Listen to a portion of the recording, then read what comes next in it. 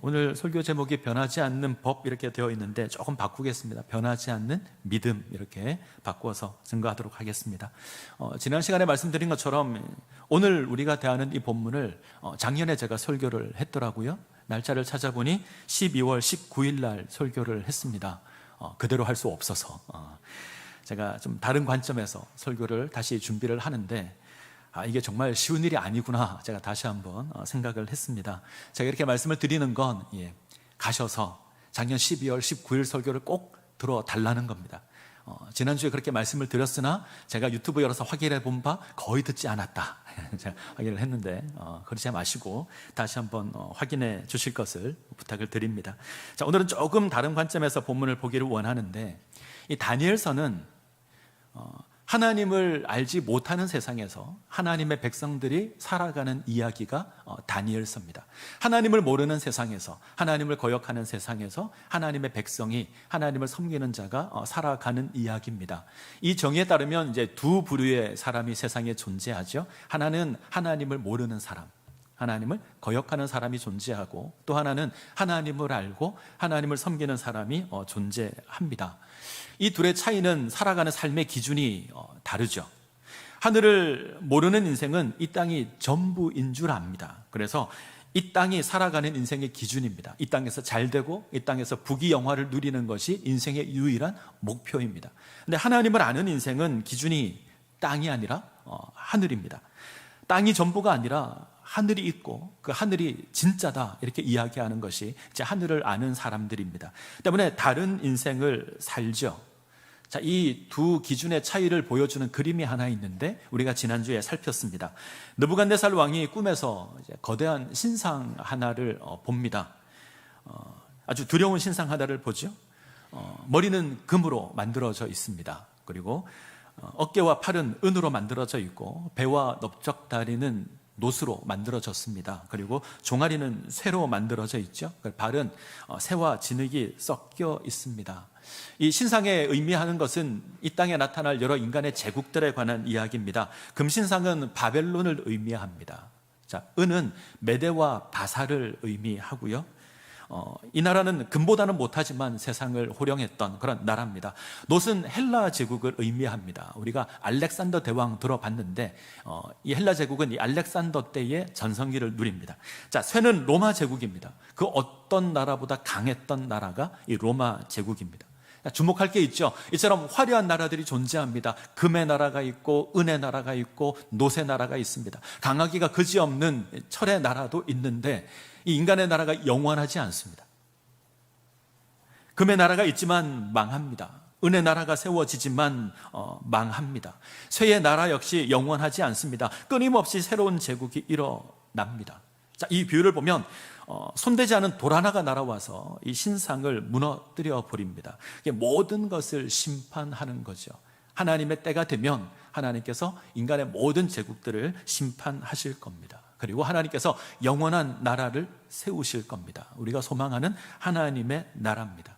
하나님께서는 세상의 모든 나라를 심판하시고 하나님의 영원한 나라를 세우실 겁니다. 자, 이것이 이 신상의 의미입니다.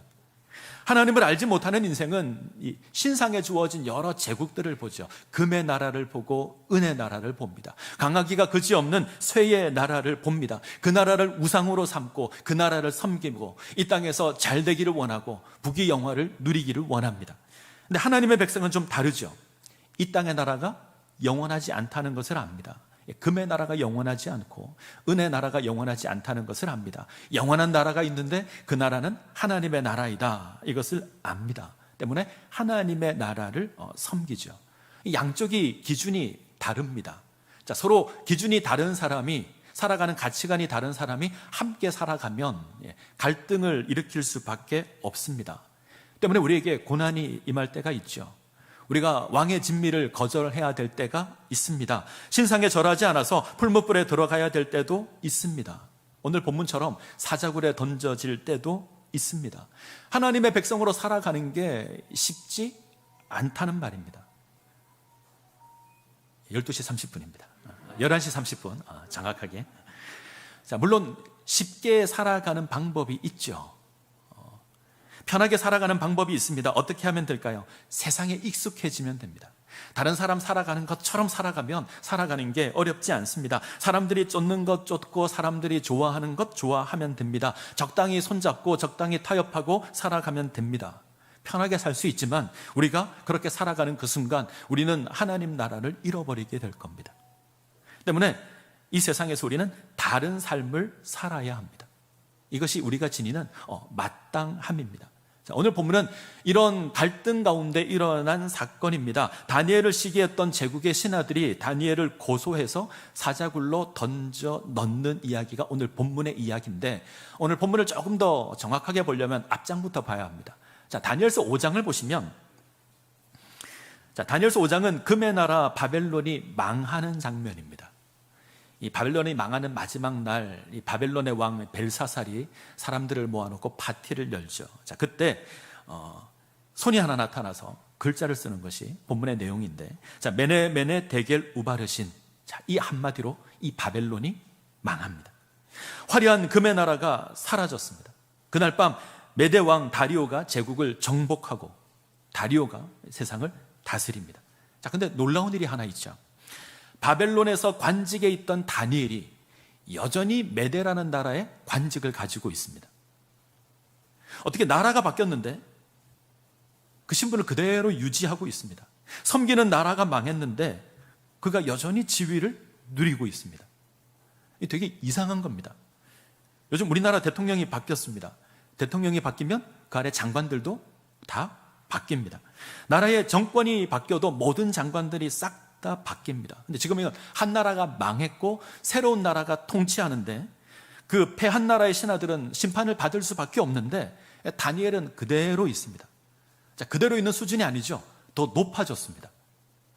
다리오가 제국을 다스리는 3명의 총리를 두는데 그 가운데 한 명이 다니엘입니다.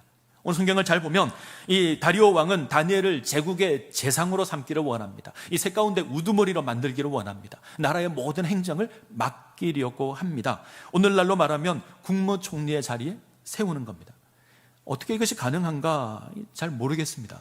근데 분명한 것 하나는 이 메대의 신하들은 좋아하지 않았을 겁니다. 뻔하죠. 바벨론을 섬겼던 신하였습니다. 바벨론이 망하는데 특별히 공을 세운 것도 아닙니다. 그런데 실질적인 권력자가 됩니다. 때문에 다니엘을 고소하려고 합니다. 얼마 전 우리는 새로 장관을 임명하는 인사청문회가 있었습니다. 자, 이런 일이 있을 때마다 야당은 그 사람의 삶을 탈탈 털어냅니다. 어떻게 알아내는지 모르겠지만 오래전에 했던 말까지 다 찾아냅니다. 아마 제국의 신하들도 그랬을 겁니다.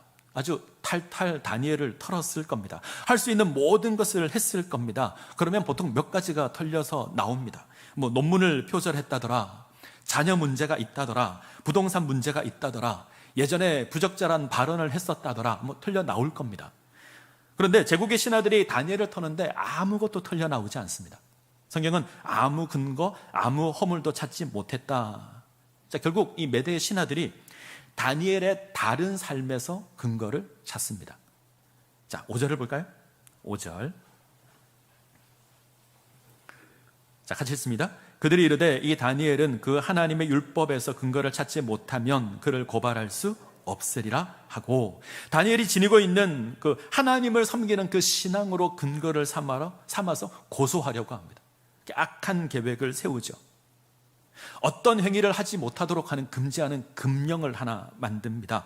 30일 동안 왕을 제외한 어떤 신이나 사람에게 무엇을 구할 수 없다. 만약 이 법을 어기면 사자굴에 던져 넣는다. 법을 하나 만듭니다. 그리고 왕의 도장을 찍습니다. 고대 사회에서 왕의 도장을 찍는다, 이 말은 절대 고칠 수 없다, 이런 말입니다. 절대 변할 수 없다. 가만히 묵상하다가 궁금한 게 하나 생겼습니다. 다니엘의 나이가 궁금해졌습니다. 다니엘이 이때 몇 살이었을까요? 다니엘이 몇 살이었을까? 다니엘이 청소년 시기 때 바벨론으로 잡혀옵니다. 학자들은 14살에서 16살 사이가 아니었을까? 어떤 학자는 15살이다 아주 고정해놓고 말하는 사람도 있습니다. 다니엘이 포로로 잡혀올 때 BC 605년이었습니다. 다리오가 바벨론을 멸망시킨 것이 BC 539년입니다. 이 사이의 간격이 66년입니다. 다니엘이 만약에 15살에 바빌론에 잡혀왔다면 지금 그의 나이가 80살이 넘는 게 됩니다. 오늘 본문의 사건이 정확하게 언제 일어난지 모르지만 이 메데란 나라가 세워진 지 얼마 안 되어서 일어난 사건이라고 보더라도 80세가 넘습니다. 자, 80세가 넘은 노인이 다니엘입니다. 자, 이 나이가 제게는 좀 충격이었습니다. 대단하지 않습니까? 80세가 넘었는데. 자, 80세가 넘은 나이에 제국의 총리를 하고 있는 것도 사실 놀라운 거죠. 그것도 대단한 겁니다. 그런데 더욱더 놀라운 건 이 고령의 나이에 시험을 받습니다. 이 고령의 나이에 신앙의 시험을 받습니다. 저는 사실 잘 생각해 보지 않았던 내용입니다. 그런데 가만히 생각하니 맞습니다. 우리는 언제든지 시험을 받을 수 있습니다. 나이를 관계하지 않고 시험을 받을 겁니다. 자, 나이를 생각하고 시험을 생각하다 보니 아예 다니엘서를 처음부터 다시 한번 봤습니다. 자, 다니엘과 그의 세 친구가 바벨론에 잡혀와서 처음 당한 시험이 왕의 진미인데 이때 이들의 나이가 10대였습니다. 청소년 때, 사춘기 때, 선악을 분별하는 것이 쉽지 않았을 때, 우리가 학교에서 배우기를 질풍노도의 시기, 이때가 이때입니다. 인생의 폭풍이 가득한 때, 자, 인생의 폭풍이 가득할 그때에 나라가 망해가고 이들이 포로로 잡혀왔습니다. 이들이 신앙을 지키는 게 쉬웠을까요? 쉽지 않을 겁니다. 이들은 어쩌면 하나님이 우리를 버렸다 생각할 겁니다. 그 이해할 수 없는 모습에 분노했을지도 모릅니다. 하나님을 거역할 수도 있었을 겁니다. 자, 이런 상황 속에 시험이 주어집니다. 두 번째 시험은 느부갓네살 왕이 금신상을 만든 사건이죠. 이때 사드락, 메삭, 아벳느고가 금신상에 절하지 않고 풀무불에 던져지는데 이때가 정확하게 언젠지는 판단하기는 쉽지 않습니다. 그런데 학자들은 아마 예루살렘이 무너졌을 때, 유다가 망하고 예루살렘 무너지고 하나님의 성전이 파괴되고 백성들이 포로로 잡혀왔을 때라고 생각합니다. 그러면 한 30대 중반, 40 이 정도 됩니다. 우리가 이때는 무엇하기 원하죠? 뭔가 내 인생에서 세우기를 원하고 만들어가기를 원합니다. 뭔가 성취하기를 원하고 나의 명예를 드러내고 싶어 할 때가 이때입니다. 할 수 있다면 더 많이 얻는 방법들을 찾아갈 겁니다. 이때 시험이 주어지죠. 금신상을 선택할 것인지 풀무불을 선택할 것인지 이런 시험이 주어집니다. 자, 오늘 다니엘은 80세가 넘었습니다. 어떤 시험이 주어질까요? 제가 그 나이가 돼보지 않아서 잘 이해할 수 없지만 오늘 본문을 생각하면 한 가지 확인할 게 있습니다. 이때가 되면 뭔가 잃어버리지 않기를 원합니다. 지키기를 원하는 때가 이때가 아닐까. 자, 신앙으로 생각한다면 마땅함이 주어지는 때가 이때입니다. 이때가 되면 모든 신앙의 내용들이 마땅합니다. 예배 드리는 것이 마땅해지는 때고 기도하는 것이 마땅해지는 때입니다. 그것이 우리 삶 가운데 자연스럽게 굳어서 그렇게 하는 것이 자연스러운 때가 이때입니다. 자, 이 당연함에, 이 마땅함에 시험이 주어집니다. 젊을 때는 잘 이해할 수 없어서 신앙이 흔들리기도 하고 우리가 30, 40대가 되게 되면 무엇을 선택해야 되는 시험이 주어집니다. 그런데 오늘 다니엘에게 주어지는 시험은 이것을 어떤 선택을 하는 시험이 아닙니다. 마땅함의 시험이 주어집니다. 자, 원수들이 다니엘을 잡으려고 법을 하나 만드는데, 자, 이 법은 왕만 섬겨야 한다라는 법입니다. 자, 이들은 다니엘이 이것을 어길 것을 몰랐을까요? 압니다.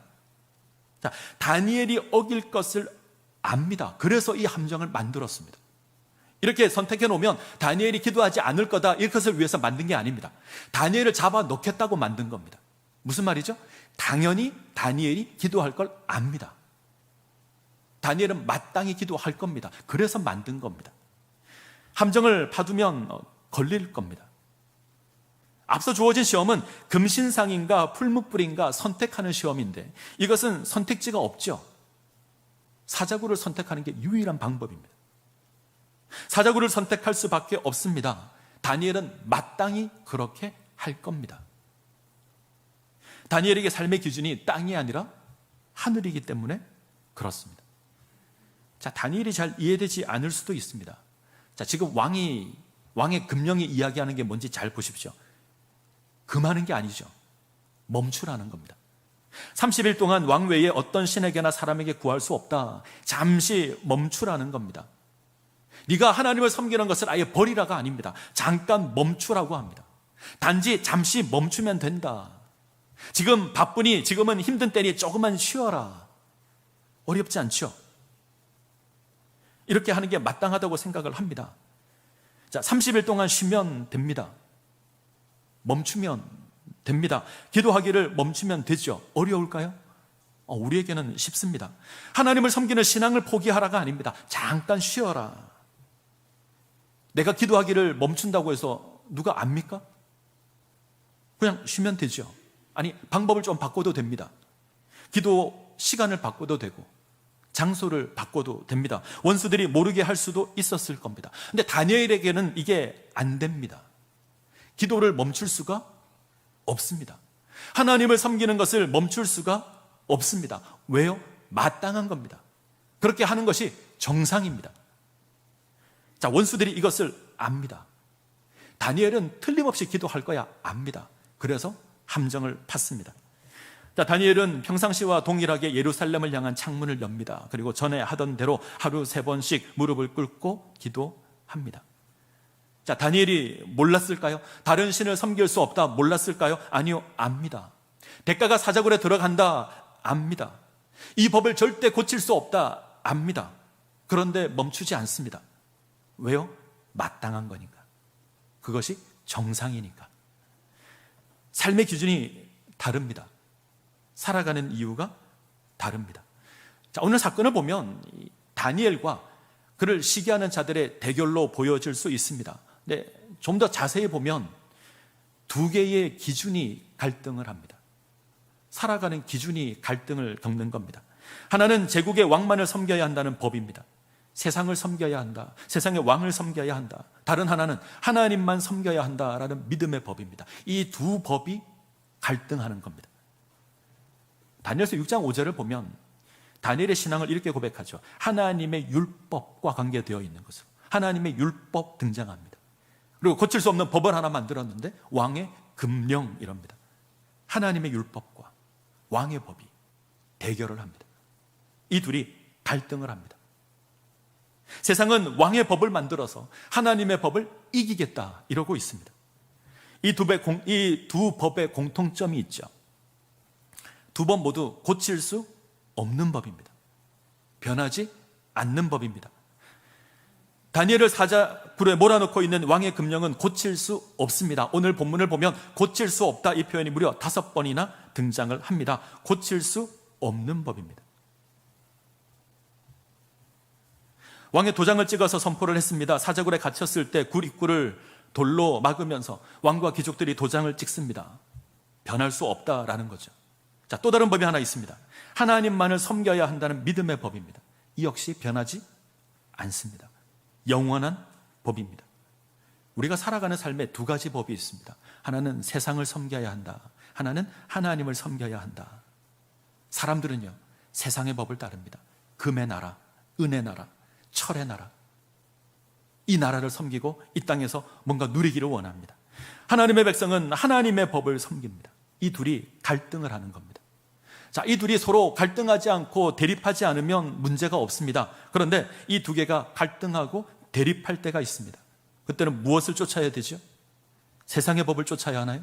아닙니다. 하나님의 법을 쫓아야 합니다. 그것이 마땅한 겁니다.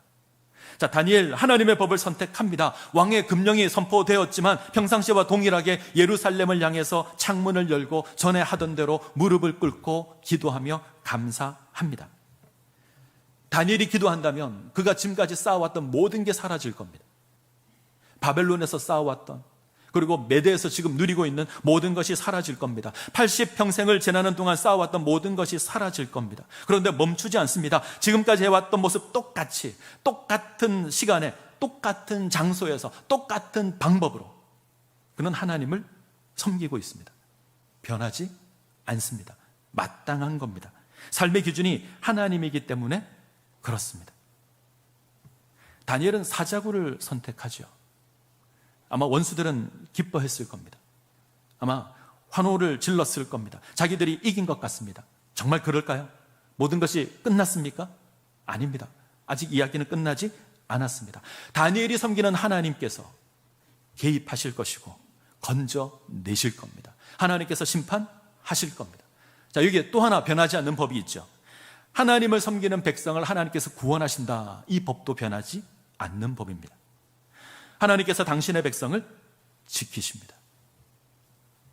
예수님께서 십자가에 죽으실 때도 그러했습니다.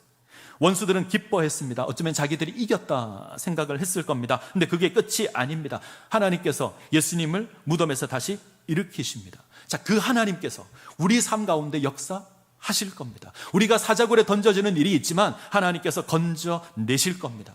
하나님 우리를 지키시는 하나님이십니다. 자, 다리오의 입술을 통해서 이것이 확인되는데, 자, 16절 6장 16절. 자, 다리오가 사자굴에 던져지는 그 다니엘을 향해서 이렇게 고백합니다. 네가 항상 섬기는 너의 하나님이 너를 구원하시리라. 자, 다리오 왕은 다니엘이 항상 섬겼던, 변함없이 섬겼던 그 하나님께서 건져주실 것이다 기대하고 있습니다. 이튿날이 되었습니다. 잠을 제대로 이루지 못한 그 새벽에 왕이 사자굴로 달려가서 다시 다니엘에게 묻습니다. 자, 이게 20절입니다. 네가 항상 섬기는 너의 하나님이 사자들에게서 너를 능히 구원하였느냐? 네가 항상 섬기는 내 하나님이 너를 구원하였느냐? 그러자 다니엘이 고백하죠. 자, 22절은 같이 볼까요? 22절 같이 읽습니다. 나의 하나님이 이미 그의 천사를 보내어 사자들의 입을 봉하셨으므로 사자들이 나를 상해하지 못하였사오니 이는 나의 무죄함이 그 앞에 명백함이오며 또 왕이여 나는 왕에게도 해를 끼치지 아니하였나이다 하니라. 하나님께서 천사를 보내어서 사자 입을 막으셨습니다. 다니엘은 아무런 해를 입지 않았습니다. 자, 이런 하나님의 구원을 목격한 다리오가 고백을 합니다. 자, 25절부터인데, 자, 25절 제가 읽고요. 26절은 여러분들이, 27절은 같이 읽겠습니다. 자, 25절 제가 읽습니다. 이에 다리오 왕이 온 땅에 있는 모든 백성과 나라들과 언어가 다른 모든 사람들에게 조서를 내려 이르되 원하건대 너희에게 큰 평강이 있을지어다. 내가 이제 조서를 내리노라. 내 나라 관할 아래에 있는 사람들은 다 다니엘의 하나님 앞에서 떨며 두려워할지니 그는 살아계시는 하나님이시요 영원히 변하지 않으시리시며 그의 나라는 멸망하지 아니할 것이요 그의 권세는 무궁할 것이며. 같이 읽습니다. 그는 구원도 하시며 건져내시기도 하시며 하늘에서든지 땅에서든지 이적과 기사를 행하시는 이로써 다니엘을 구원하여 사자의 입에서 벗어나게 하셨음이라 하였더라. 다리오가 고백하는 하나님 잘 들어보시죠. 제가 그 부분만 읽겠습니다. 그는 살아계시는 하나님이시요 영원히 변하지 않으실 것이며 그의 나라는 멸망하지 아니할 것이요 그의 권세는 무궁할 것이며 그는 구원도 하시며 건져내시기도 하시며 하늘에서든지 땅에서든지 이적과 기사를 행하시느니. 하나님 어떤 하나님이시죠? 살아계신 하나님이십니다. 하나님 어떤 하나님이시죠? 영원히 변하지 않는 하나님이십니다. 하나님의 나라가 영원할 겁니다. 그의 권세는 무궁하며 당신의 백성을 지키시는 하나님이십니다. 하나님, 살아계신 하나님, 영원히 변하지 않으시는 하나님. 전 이 두 고백이 너무나 좋습니다. 너무나 감격스럽습니다. 우리 하나님 살아계신 하나님이십니다. 살아계셔서 우리 가운데 역사하시는 하나님이십니다. 당신의 무궁한 권세로 당신의 백성을 구원하시는 하나님이십니다. 그것이 땅이든 그것이 하늘이든 당신의 백성 가운데 임하시고 간섭하시는 하나님이십니다. 이적을 베푸시고 기적을 베푸실 겁니다. 다니엘을 사자굴에서 건져내십니다. 우리 하나님 영원히 변하지 않는 하나님이십니다. 어제 나의 하나님이었다가 오늘은 나의 하나님이 아니다 이러지 않으십니다. 지금까지 나와 함께 하셨는데 이제는 내가 너를 버리겠다 이렇게 하지 않으십니다. 하나님 변함이 없는 하나님이십니다. 그것이 어제나 오늘이나 내일이라도 우리 하나님 변하지 않으십니다. 그러기에 부탁드립니다. 하나님이 살아계시고 하나님이 영원히 변하지 않는 하나님이라면 우리도 변하면 안 됩니다. 우리도 변하면 안 됩니다.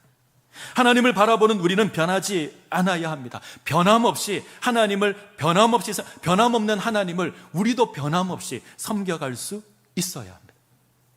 자, 오늘 우리가 보는 건 다니엘의 기도죠. 세상은 다니엘을 향해서 기도하기를 멈추라 그럽니다. 근데 다니엘이 멈추지 않죠. 자, 10절을 한번 볼까요? 10절. 자, 10절 같이 읽습니다. 다니엘이 이 조서에 왕의 도장이 찍힌 것을 알고도 자기 집에 돌아가서는 윗방에 올라가 예루살렘으로 향한 창문을 열고 전에 하던 대로 하루 3번씩 무릎을 꿇고 기도하며 그의 하나님께 감사하였더라. 자, 주목할 것이 있죠. 다니엘이 이 조서에 왕의 도장이 찍힌 것을 알고도 알고 있습니다. 그리고 주목할 단어가 있죠. 전에 하던 대로. 다니엘은 변함이 없습니다. 하나님을 섬기는 일에 변함이 없습니다. 그는 변함없이 하나님을 여전히 섬기고 있습니다. 이것이 하나님 백성의 모습입니다. 변하면 안 됩니다. 우리가 2년 넘게 마스크를 쓰고 있습니다. 이제는 코로나 상황이 이제 팬데믹에서 엔데믹으로 이제 풍토병 취급을 하는 걸로 바뀌었습니다. 이제 야외에서는 마스크를 쓰지 않아도 좋다 이렇게 발표가 됐습니다. 제가 궁금해졌습니다. 마스크를 잘 쓸까, 잘 안 쓸까? 제가 대학로를 자주 가는데 정말 사람이 많아졌습니다. 적어도 한 3배, 주말이 되면 훨씬 더 사람들이 많아졌습니다. 대부분 젊은이들입니다. 이들이 마스크를 쓸까요, 안 쓸까요? 씁니다. 너무 신기하게도 한 100명 지나가면 한 명 있을까 말까 할 정도로 나머지는 다 마스크를 씁니다. 왜 쓸까? 궁금하죠? 왜 쓸까? 아직 불안하다. 아직 코로나가 끝난 게 아닌데 불안하다. 뭐 이런 이유도 있습니다. 또 하나, 익숙해져서 그다지 불편하지 않다. 마스크를 쓰니 몸에 더 좋더라. 우리가 잘 알죠. 감기 잘 안 걸리잖아요, 마스크를 쓰면. 그래서 건강 때문에 그대로 쓴다 이런 사람도 있습니다. 또 있죠. 어차피 실내 들어가면 써야 되는데 귀찮게 벗었다 썼다 하냐, 그냥 쓰고 있지, 이래서 쓰는 사람도 있습니다. 또 한 가지 이유가 있습니다.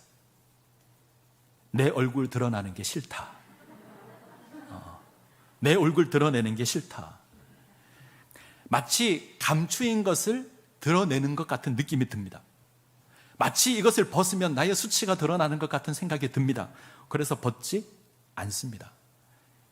한번 소개시켜드린 단어인데 마기꾼이라는 말이 있습니다. 마기꾼. 마스크와 사기꾼의 합친 말입니다. 마기꾼. 마스크를 쓰면 이 코, 눈 밑에를 다 가리잖아요. 그래서 사람이 잘생겨 보이고 예뻐 보입니다. 전 이렇게 생겼는데 쓰면 잘생겨 보이죠. 마스크를 쓰면 예뻐 보이고 잘생겨 보이는데 이걸 벗으려니까 이게 쉽지가 않은 거죠. 얼마나 차이가 날까? 예전에 한번 보여드린 사진인데 한번 보죠. 개그맨 오나미 씨인데 저 때는 화장을 좀 잘하고 나온 때인데 이분이 마스크를 쓴 모습이 너무 예뻐서 마스크를 만드는 그 회사의 사장이 광고를 찍을 때 콕 찍었답니다. 오나미 씨가 해야 된다. 그래서 쓴 모습과 안 쓴 모습을 보여줘서 광고를 찍었습니다.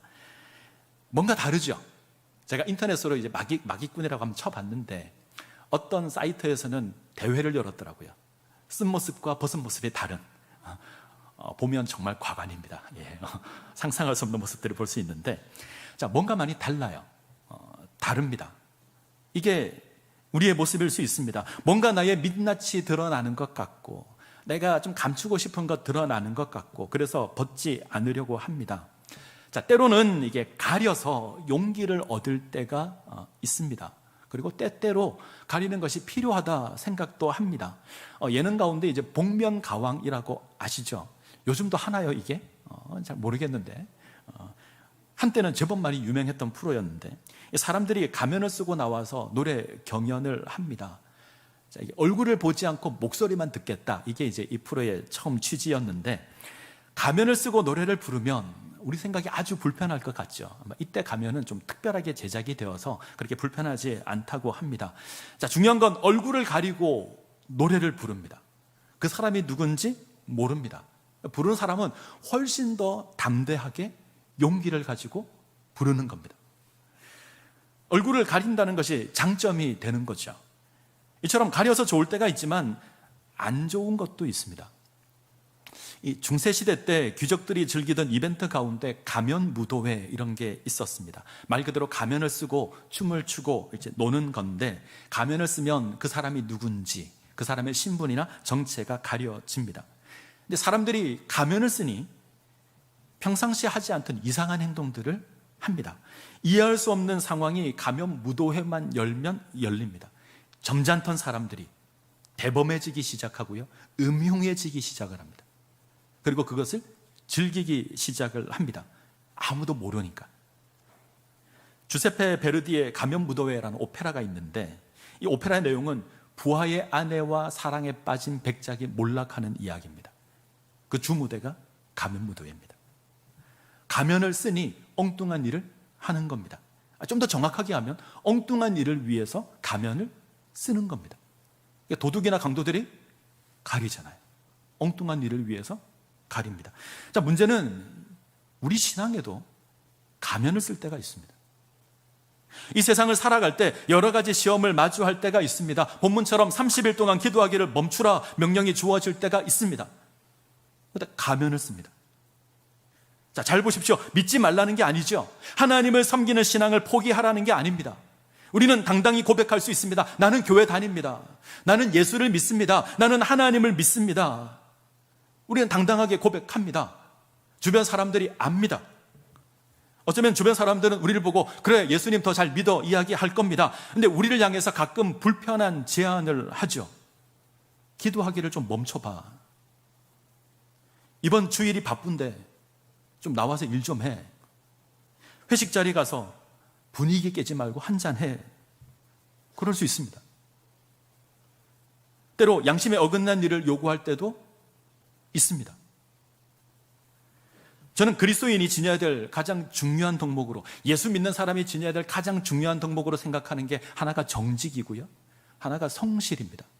모든 사람이 지녀야겠지만 예수 믿는다면 이 두 가지는 꼭 지켜야 한다 생각을 합니다. 하나님께서 살아계시다면 정직해야죠. 하나님께서 살아계시면 성실해야죠. 자, 정직은 속여서 취하지 않겠다는 겁니다. 내가 뿌린 대로 거두겠다는 겁니다. 적게 뿌리고 많이 거두겠다, 이건 속이는 거잖아요. 하나님께서 살아계시기에 정직해야 합니다. 뿌린 대로 거두는 겁니다. 만약 속여서 취한다면 하나님을 업신여기는 겁니다. 자, 성실해야 됩니다. 변하지 않는 게 성실입니다. 내가 약속한 것 지키는 것이 성실입니다. 근데 우리가 정직하고 우리가 성실하면 뭔가 불편함을 겪을 때가 있습니다. 사람들이 그럴 겁니다. 다른 사람 다 그렇게 안 하는데 왜 너만 그렇게 하느냐? 왜 굳이 그렇게 해야 하느냐? 때로는 적당히 하자, 이번만 눈 감고 넘어가, 이런 이야기들을 할 겁니다. 이런 이야기 들을 때마다 우리 어떻게 하죠? 가면을 씁니다.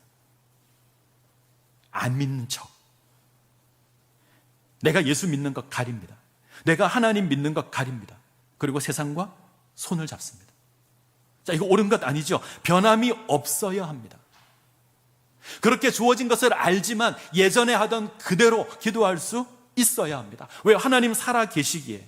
그는 변함이 없는 하나님이시기에. 그가 결코 우리를 모른다 하지 않는 하나님이시기에.